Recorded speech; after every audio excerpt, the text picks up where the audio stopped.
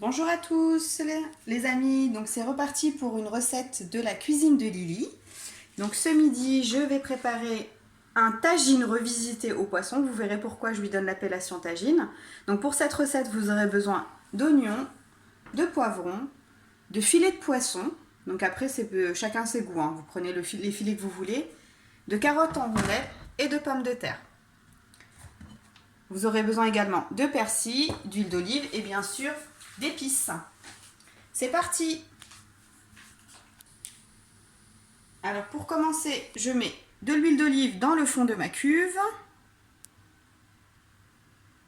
Voilà. Je vais mettre mon cookéo en manuel. Cuisson classique. Mode doré. Encore une fois, vous pouvez faire cette recette-là au faitout également. Il faudra juste vous assurer que vos légumes sont bien cuits. Je vais mettre mes oignons.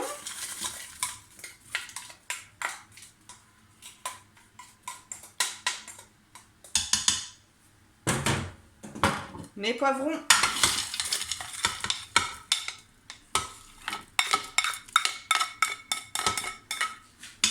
Et à ce stade, je vais mettre mes épices. Je vais commencer par mon persil pour le remettre au frais rapidement.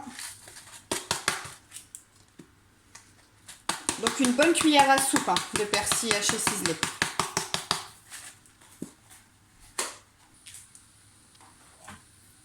Donc ensuite on va mettre du sel. J'en mets pas beaucoup parce que je vais mettre un cube-or.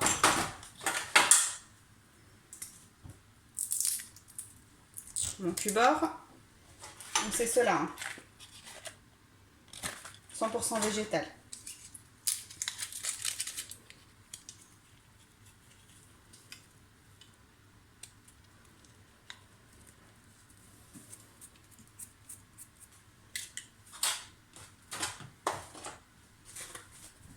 Du curcuma.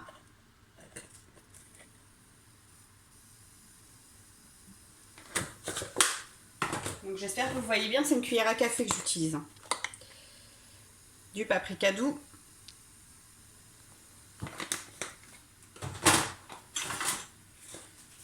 Un petit peu de cumin.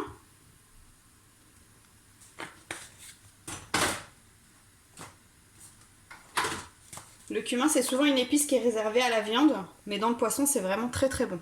Du poivre. Et mon petit secret, parce que c'est bien un tagine revisité à ma façon, du curry. Donc là, toute marocaine qui se respecte va hurler au scandale parce que je mets du curry. Mais après tout, chacun fait ce qu'il aime.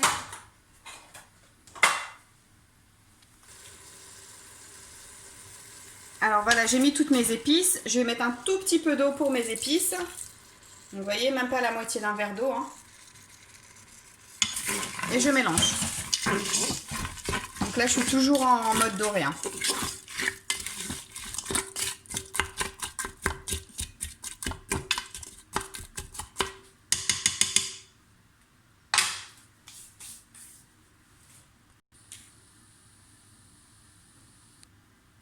Donc je laisse mes épices et les premiers légumes que j'ai mis, c'est-à-dire mes poivrons, mes oignons et mon persil, si je puis dire, s'imprégner de toutes les épices. En mode doré, je vais laisser les oignons devenir translucides. Donc on laisse ça quelques instants et je reviens vers vous. Donc voilà, j'ai laissé en fait mes légumes se saisir tranquillement, les premiers en tout cas, pour bien qu'ils s'imprègnent de toutes les épices. Je vais rajouter mes carottes.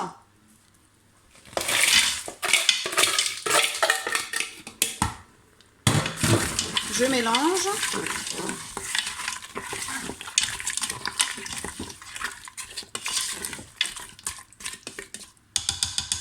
À ce stade, je vais rajouter un petit peu d'eau. Je vais terminer mon verre quand on aura mis un verre d'eau. Voilà. Et là, je vais fermer ma cuve et mettre en mode cuisson sous pression pendant 13 minutes. Donc c'est le temps que mes carottes cuisent. Ensuite, j'ajouterai mon filet de poisson et mes pommes de terre. Donc je les mets qu'après parce que les carottes, j'aime bien quand elles sont bien fondantes, bien cuites. Donc je pré-cuis mes carottes avant de rajouter le reste de mes légumes, comme le poisson cuit très très vite et les pommes de terre aussi. Je les rajouterai qu'après. Donc voilà, je vais fermer ma cuve et laisser pendant 13 minutes en mode cuisson sous pression. Si vous travaillez au faitout, c'est le moment de couvrir votre gamelle et de la mettre de côté le temps que les carottes soient presque cuites. À tout à l'heure. Donc voilà, au bout de 13 minutes, donc les carottes sont cuites, les légumes aussi, et on a une jolie petite sauce. Alors, on va ajouter nos pommes de terre. On va mélanger un petit peu de cette manière pour qu'il se colore un peu avec la sauce et qu'il rentre surtout dans la sauce. Voilà. Et on va mettre nos filets de poisson.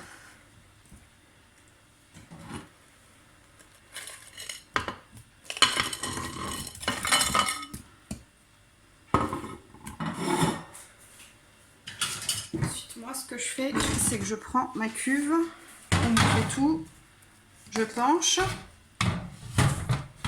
je récupère la sauce et j'arrose mon poisson. Voilà.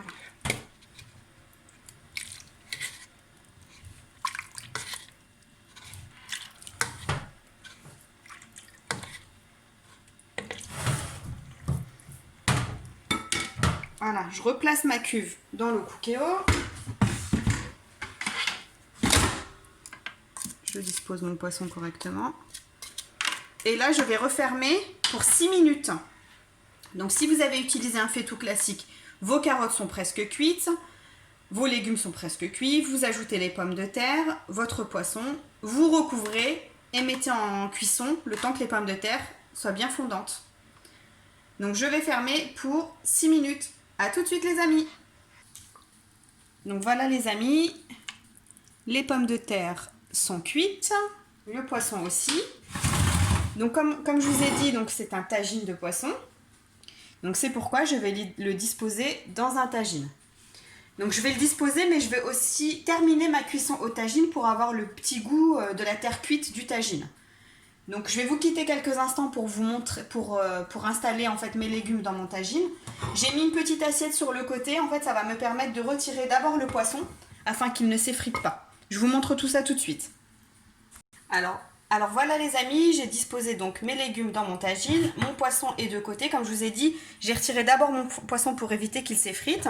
Donc là j'ai pris un citron, donc je vais prendre un demi-citron que je vais presser en fait sur mon tagine pour qu'il ait bien le goût du citron. Hop. Voilà. Je vais disposer mes morceaux de poisson.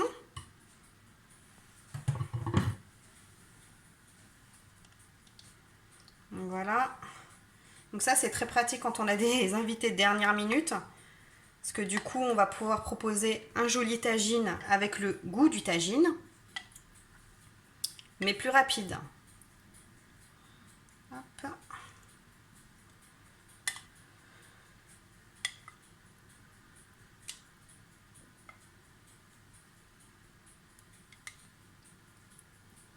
Donc ensuite, je vais disposer mon tagine sur le feu. Donc si vous n'avez pas de plat à tagine, votre recette, ça se termine là. Mais si vous avez un plat à tagine qui va sur le feu, je précise parce que certains ne vont pas sur le feu.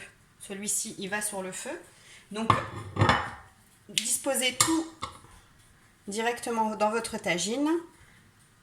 Hop. Et servez. Si vous avez un plat qui va sur le feu, donc repassez-le au feu à feu vif, de manière à bien avoir le goût de la terre cuite dans vos aliments. Bon. Donc voilà, j'ai mis le tagine sur le feu, donc comme vous voyez, il est bien en train de prendre, et l'eau est en train de s'évaporer, donc ça va faire une sauce un petit peu plus épaisse. Donc là, je vais pouvoir éteindre, et voilà, mon tagine est prêt. Bon appétit les amis!